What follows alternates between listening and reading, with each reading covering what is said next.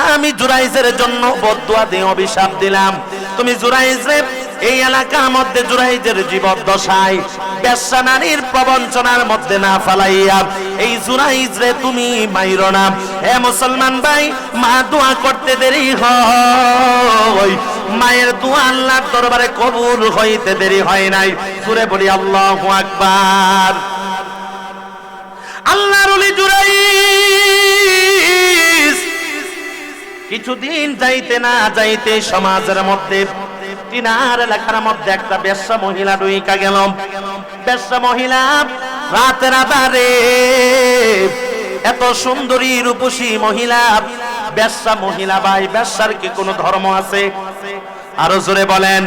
সে হিন্দু চাই না, খ্রিস্টান চাই না, ইহুদি চাই না, মুসলমান চাই না, তার কাম হলো টাকার দরকার, টাকার দরকার। জোরে বলেন ঠিক কিনা? সুন্দরী একটা বেশ্যা মহিলা এলাকার মধ্যে নিশি রাত্রবেলা ঢুইকা গেল। ঢুইকা এলাকার বাড়ি বাড়ি যায় সে ঘরের দরজার মধ্যে ঢুকা দেয়। রাত্র গভীর হয়ে গেল, ঘরের দরজার মধ্যে ঢুকা দেয়, কিন্তু ঘরের দরজা কেউ খোলে না, কেউ খোলে না। ডাক দিয়া বলে, কে আসো ঘরের ভিতরে? দরজা খোলো। বলে না না, ঘরের দরজা খোলা যাবে না। কারণ কি, ওই সময় চোর ডাকাতের বড় ভয় ছিল। আল্লাহু আকবার।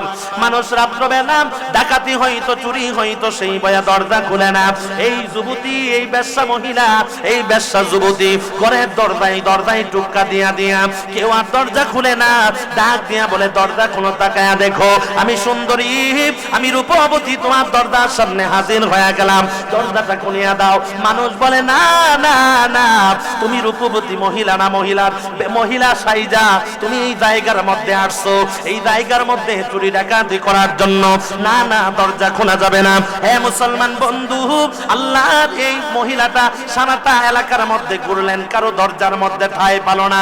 এমন সময় তাকায়া দেখে এই পাহাড়ের চূড়ার মধ্যে একটা ঘরের মধ্যে আলো জ্বলতেছে।